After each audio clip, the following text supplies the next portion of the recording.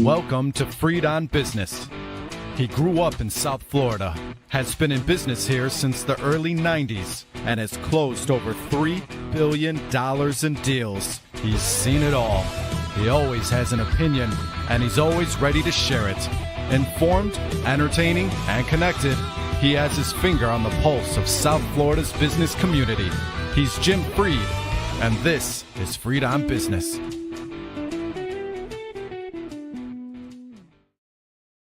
All right, everybody. Welcome to another edition of Freed on Business. This episode, we're going to talk about what is the most important issue in commercial real estate. What's really driving commercial real estate today? And I think if we all think about it for just a second, we all know what it is. It's the cost of capital and the availability of capital.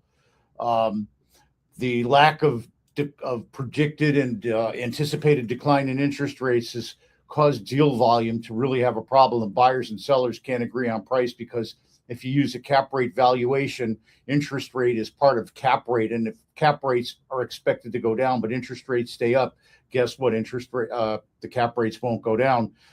Values have been lowered in real terms because cash flows down because the interest rates have kept up. A lot of people projected that the interest rates would come down this year, but many external factors have caused interest rates to remain sticky, and perhaps they may even drift a little bit higher before they come back down. And this has also made refinancing very difficult. Billions in commercial real estate loans are maturing between now and 2027, and many were underwritten with 3 and 4% debt. They're now facing debt rates between 6 and 9%, depending on how high a leverage and what the credit quality is on the transaction. This makes sales being forced. I know a number of people that have been holding on, hoping rates would drop, but they can't get enough capital to refinance to make up for the equity gap between the current values and the debt that they can achieve. They've held out as long as they can. Now to do more transactions, they need to recycle their equity, which means they're going to put the properties on the market. And depending on how many properties go on the market, this may depress property values in the sector. There's capital calls going on to meet those shortfalls in equity. And there's GP-LP tension with the LPs asking for their money back and the GPs going, hold on, we need more time to get you your money back. This may create some distress. I don't know that there'll be a lot of distress. The words extend and pretend will come back into vogue. I don't really think that the lenders are going to want to take back a lot of these properties. However, most of the properties that were available and capable of being restructured have been restructured. So the banks have already sort of picked out the winners and losers. Call your local bank and find out the deal that they're looking to get rid of, or the loan they're looking to get rid of. You can probably buy it at a discount, but this is now the cycle of value add and the cycle of real estate owned. Actually have a license plate from the RTC days that says REO. It's really actually quite funny. I've kept it all these years. Another interesting issue is the office space disruption. It's very visible here in South Florida, where you have certain office buildings that are having trouble leasing tenants. You have other office buildings that are blowing and going at rates as high as $225 gross. I've got a client who's got an office building on South Beach, and that's what they're getting there. Number of cities have 20 to 40% vacancy rates, and you're starting to see, however, these office buildings trade at what appear to be a very low loan to price to former loan value. But the reality is that when you take the cost to transition the building, the values are basically where they need to be to make that happen. Sales volumes in some markets are down 50 to 80%. And a number of office properties here in South Florida have come to the market, and some have traded at or above pricing expectations. I was involved in the bidding situation for one building downtown where we thought it was worth about $85 million, and it went off at about 115. But that was because the buyer had a different alternative use for it than what we wanted to do. We wanted to buy it and make it an office building. These folks are looking at it as protecting the other values they have in the marketplace. Another impact is the debt maturity wall. We talked about that a little bit earlier. There's $1 to $2 trillion in CRE debt maturing soon, and many of these deals don't pencil out at today's interest rates. Now, rising rental rates in some submarkets are causing this not to have as much impact, because if you're getting higher rental rates than you expected, you should be able to get a higher valuation and a higher refinance than you might otherwise have expected. However, this is only true in certain markets. Us being in South Florida, I think South Florida is probably one of the most insulated markets in the country right now. Over the next 24 to 36 months, if you're willing to look outside of South Florida and probably outside of Florida, you may be able to find opportunities in secondary and tertiary cities. But the real question is, why are these values so low? The answer is there's probably not that much demand. Will they trade at numbers that make sense? We'll have to just wait and see. Another issue is the bid-ask gap that's going on right now. Most sellers are looking back to 2021 when the world was on fire in the post-COVID exit, and they're saying that's what my deal is worth. Well, I got news for you. Buyers are looking and saying I need a 7 to 8% yield on my money right now, and that doesn't make sense with your property value. So there's this real bid-ask discrepancy. So on some transactions they'll make because the properties are in great locations. Think again, Southeast Florida, Dade, Broward, and Palm Beach counties absolutely on fire. So what's going to happen is eventually the distress level will get so high that a trade will happen. Either the owner will sell for release of liabilities. Maybe that's an apartment building in Southwest Florida. There are many debt funds that are going out and looking at buying buildings and properties below 20% plus below replacement cost on apartments. What does that mean? That means that your equity is gone, sir, and that all you can hope for is a hope certificate on the back end, which looks good on paper but rarely materializes. There's other issues that are impacting you. One of the tougher things for South Florida is the insurance spikes. Operating costs are going up and inflating. I was reading one article that talked about some buildings going negative simply because the rents have decreased, their occupancy's gone down, but their fixed costs have remained the same or drifted upwards. This causes a negative valuation to occur also. In many locations across the country, major big cities, they have regulation and rent control. This causes a depressed value, lack of desire of the landlords to invest in the property causes a downward spiral in those particular markets. The migration patterns are what's supporting, supporting the values here in South Florida. I've seen Utah, Wyoming, California, Montana, all in the last day and a half on license plates. And you never used to see that in South Florida. In my building, I was going down in the elevator. I said hello to a new neighbor. I said, hey, where'd you come from? They said, you got it, San Francisco. So even though San Francisco is coming back, we still got a lot of people moving over here. And then, of course, with AI and the other tech adoption, that makes people much more efficient, makes fewer people needed in the business, means the business needs less office space or less retail space for that matter. And so there's contractions going on in areas where there was an oversupply.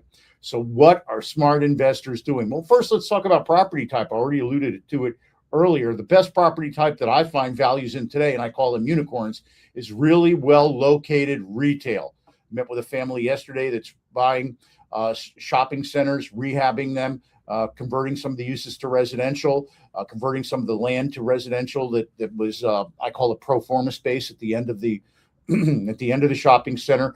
They're maybe buying a bank branch that's attached to the shopping center that's used to be an office building for the bank. Bank doesn't need the office, barely needs anything other than an ATM. This becomes a multifamily site, sometimes for sale townhomes. If it's big enough, it can be an apartment project. I'm working on properties on both those sectors right now. You can target buying distressed debt if you want. You can structure pref equity and mezz positions. You can focus on playing offense for 2025 to 2027 vintage deals. But what does all that really mean? Well, it really means that the real opportunity today is for equity, rescue equity. I'm working right now directly with a family office. We're providing equity. One of the deals we're working on is, and we just put out an LOI, hope to get the deal papered during the rest of this week with a quick close, is I call it a unicorn. It's a fully leased big box center at basically a Turnpike main location, one of the growing submarkets here in South Florida. You can't really find that much anymore. It used to be in retail. You just go wherever Publix is doing it. You develop for Publix. You develop for Walmart. Today, those opportunities are fewer and far between. Insurance is stabilizing a little bit, so you would think that helps South Florida issues abate somewhat. Multifamily is still strong, but it's not that easy. Developers that were doing 3, 4, 5 deals a year are now doing 1 or 2. One of the reasons is because they haven't been able to sell their merchant developers. They haven't been able to sell their prior projects, so they're having to take them to the market. The brokers are giving them BOVs that are tempting them to come into the market, broker's opinion of value. But remember, the key word there is broker's opinion. So they're telling the seller what they really want to hear. The market will tell them what the real value is. And I have a suspicion that they're not going to like what they find in the market unless it's an absolutely premier, irreplaceable project. But if that's the case, it probably had to be a high rise, which meant that the costs were out of line with what the expected returns could be. So there'll be some really interesting things. There's a lot of debt out there. The banks want to put out a lot of debt, but there's not enough equity to match up for it. So the banks are being selective, the equity is being selective, and that means that there's going to be a culling in the real estate business. If you're overhead at a real estate developer or operator right now, watch out and start getting ready, because the developers are going to and operators are going to start cutting costs using technology, but also the lack of demand for their services and their shrinking pipelines as they skinny down to weather out this unexpected high interest rate environment. Stick with us. We'll be right back after this message from our sponsor at Warren Henry to talk about the bottom line.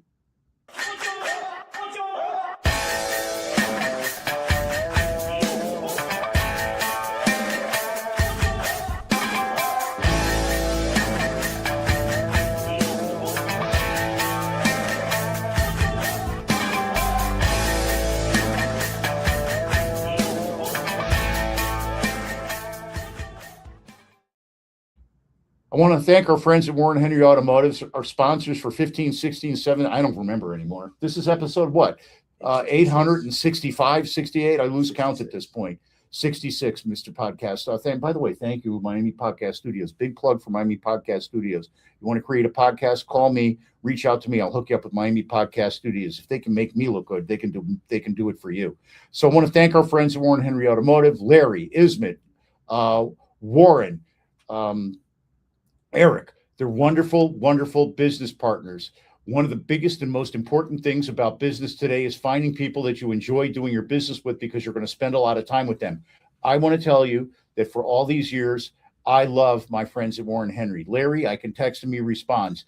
Ismet, I can text him and he responds. Larry and I talk about business all the time, not just automotive, but Larry is really a business person that sells and leases cars, and he has a tremendous insight on the business climate in the United States and overseas. And Eric, he's a technology maven. I ask him about all my technology questions. I talk to them about my charger business. But the reality is, when you're looking to buy or lease a car, you want to get every advantage that you can. That's why you have to check out Warren Henry. Land Rover, Range Rover, Jaguar, and Lincoln up at 151st and Biscayne. They've got their great stores down in the Keys that sell all their nameplates. And of course, they've got their award-winning Land Rover, Range Rover stores in South Dade and in West Broward. What do all these stores have in common? Well, they all come with great products. And they all come with the Warren Henry Advantage. That means you become a member of the Warren Henry family. You get great service. You get great loaners, all kinds of advantages, but you get great price certainty. They'll make sure you're getting the best price on your trade-in, the best price on your new car on a lease or purchase basis, and you will get treated like solid gold. Join my beautiful wife, Vivian, my mom, lots of my clients. People ask me all the time, can you get me in touch with Warren Henry Automotive so I can get a great deal? I do. They're always happy. So join us. Become a member of the Warren Henry family. Always the best service, always the best price, always Warren Henry.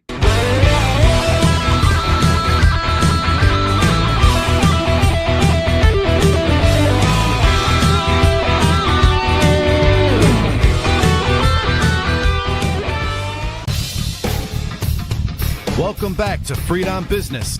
Connect with us on LinkedIn, YouTube, Facebook, and Twitter at Jim Freed or at Freed on Business, and on Instagram at Jim Freed1.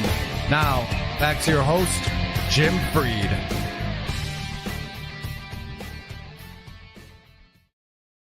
So what's the bottom line? I've seen this part of the cycle many, many times, and the bottom line answer is always the same. You've got to align yourself with a high net worth investor who wants to be active during this market cycle. Local banks are important. I'm working right now with a local bank. We're going to become a new community bank. I'm bringing them investors. I've got a lot of families that are looking to invest in this bank, and you'll see that this new formation will create a great spot, which is a void right now in the marketplace, which is community banks. Also, two sectors that are extraordinarily hot, retail and hospitality. We're very active. The family office I've been working with in the retail and hospitality sector. The bid ask is narrowing because people are getting price discovery or just getting so much pressure that they have to transact. What does this mean for you? Underwrite conservatively. One of my early mentors, Mr. Ezra Katz, taught me that the top of the line word at this part of the cycle, discipline.